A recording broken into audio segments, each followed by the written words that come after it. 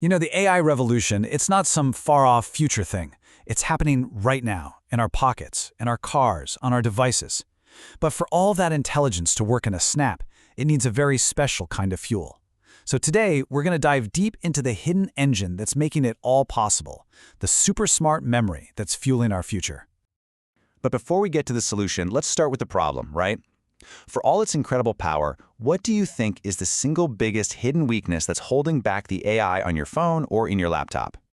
It all comes down to this: a constant grinding traffic jam between its brain, the processor, and its library, the memory. This bottleneck, what engineers call the memory wall, it just slows everything down and wastes a ton of precious energy. And, well, when your AI is running on a battery, that is a massive problem. Okay, so this brings us to our first section. The AI that lives on our devices, what we call edge AI, is incredibly hungry.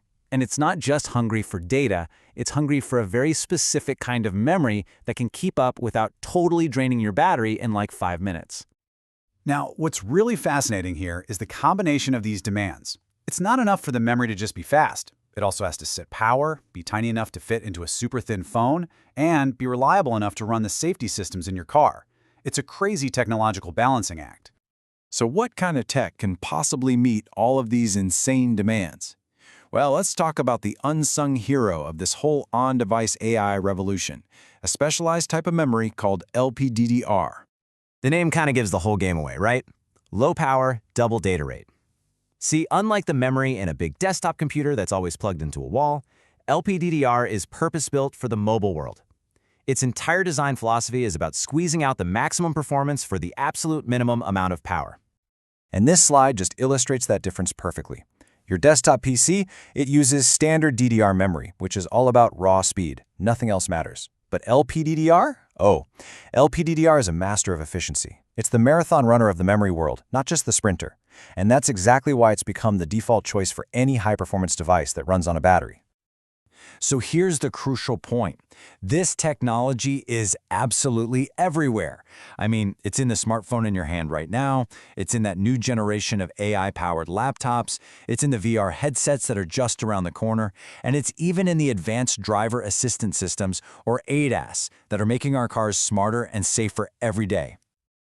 Now, this huge demand, it leads to a really fascinating shift in the market.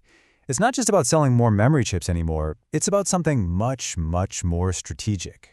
You see, the market itself is getting smarter. The real story here isn't about the quantity of memory being sold, it's about the quality and the incredible value that's being packed into only the most advanced chips. Just take a look at these growth rates for a second. On the surface, it almost looks like a contradiction, right? The overall LPDDR market, it's growing at a solid 7.5%. But the market for next-gen memory, which includes the most advanced LPDDR chips, is exploding at over 24%. So why the huge difference? It's because the money, the profit, and all the competition, it's all focused on the high end.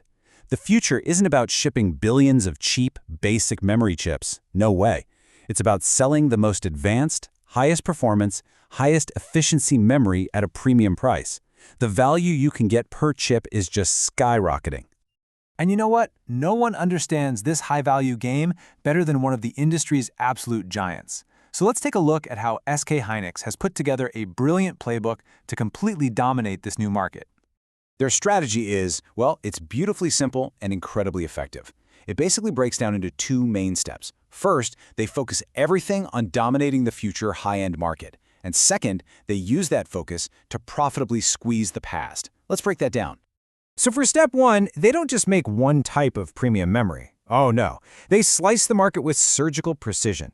If a phone maker wants a great balance of performance and efficiency, they've got LPDDR5X. If they want the absolute fastest speed possible, period, there's LPDDR5T for turbo.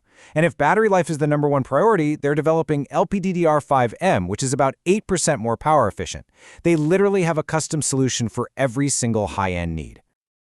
Okay, now for step two. This is the really clever part. By shifting all their factory capacity to build these new, super profitable chips, they create an intentional scarcity of the older generation memory, like LPDDR4. And then, well, basic supply and demand just kicks in. And what's the result? Boom. prices for that older LPDDR4X memory have surged by as much as 28%. So they're winning on the future with their premium products, and they're winning on the past by making their older inventory more valuable. It is an absolute masterstroke of market control. And hey, don't just take my word for it. Analysts from HSBC are pointing out that the price outlook for the next generation memory is positive. SK Hynix is just perfectly positioned for exactly where the market is going. But you know, the story doesn't end there. The industry is already looking ahead to the next great leap forward, a technology that could fundamentally change how our devices think. So the next official standard is LPDDR6, and the numbers here are staggering. We're talking about speeds that essentially double the current generation. But what's really important are the new features, like on-chip error correction, which are absolutely crucial for high-stakes applications like edge servers and automotive systems. But even with the incredible speed of LPDDR6, we still have that fundamental problem we started with, right? The memory wall, that traffic jam between the processor and the memory. Just making the highway faster doesn't completely solve the problem if you still have to make the trip back and forth. So what's the real solution? It's a revolutionary idea called processing in memory, or PIM. The analogy is simple, but it's so powerful. Instead of the processor having to constantly go to the memory library to check out a book, do some calculations, and then return it, what if you just put a calculator inside the library itself? The data never has to leave. And this is where it gets truly fascinating. This idea is so important, so essential for the future of on-device AI that fierce rivals Samsung and SK Hynix are actually working together to create a single industry standard for it. I mean, when sworn enemies collaborate, you know a technology is about to change everything. Which brings us to our final thought. We started with the traffic jam, and we ended with a plan to completely redesign the city.